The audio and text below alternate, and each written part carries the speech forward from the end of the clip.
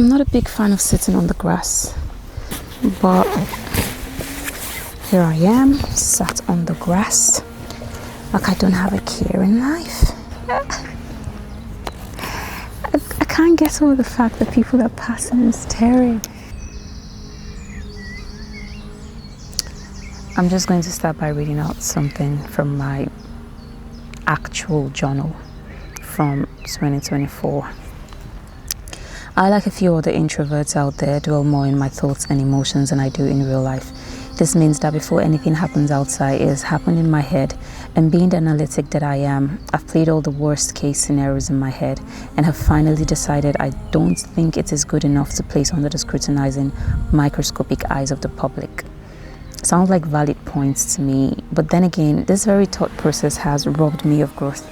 I focus solely on what I think more than the endless possibilities that exist outside my head.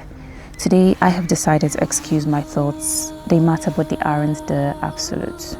So, take the lessons learned from the last fall, and next time you're about to jump, make sure you have a good pair of trainers on. See every idea as a chance to learn, a chance to be, and just be. Your emotions plus actions equal growth. I used to be someone who was comfortable sharing her thoughts and ideas. But then I think the more I was exposed to other people's ways of thinking, I felt like what I had to say was not good enough. I don't know if that makes sense or if that's relatable to anyone else, but I always just felt like, well, you thought like this, or you think like this rather. This person thinks that way, and for some reason they're better at articulating what you're thinking than you are. So as opposed to sharing what you're thinking, how about you just share what this person has said? And that way you don't need to add to the bunch of information that's already out there. All I'm saying is life is a risk, right? And every idea started in the mind. Every reality was once a thought, a creation of its mother's imagination. And if you ask for a sign, maybe this is it. Move your thoughts out of your head onto a piece of paper, or pour it to the listening ears of someone who will listen. And if you're bold enough, put it out on the internet and let us all watch and scrutinize and give you feedback, which you can take or not take. I think that's the beautiful thing about the internet. You don't need to internalize every information you have access to. The whole point of this video is to say, do what you want to do. Like, figure life out. Don't be waiting for things to be perfect before you start. Which is ironic because I had a camera last year. I had a camera sometime last year. I had a camera for the better part of last year. I've had a camera for over a year now, actually. I've been saying the reason why I got the camera in the first place was so I could make videos.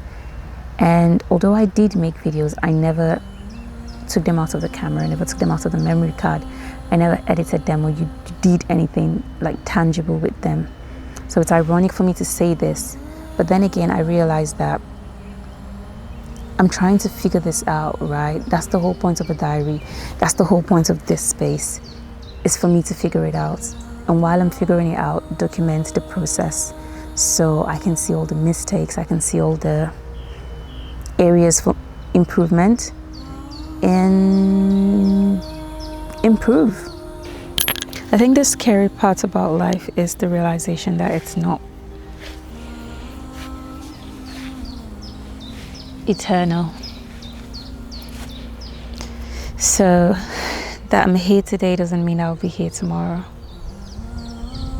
And that's not because I chose not to record. It could just be because I stopped breathing.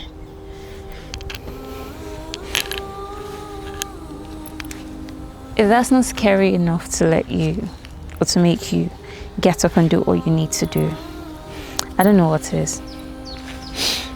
Because no amount of telling you, no amount of being encouraged, no amount of motivational speaking will prepare you for when life ends. Because it's just going to end. Sometimes you wouldn't even know. Some people are lucky enough to tell when they're dying and be like, okay, I feel an impending sense of doom. But sometimes you're literally just going to the toilet, getting off the toilet, and going into cardiac or respiratory arrest. Literally. Anyways, today's not a day for scary stories, so bye.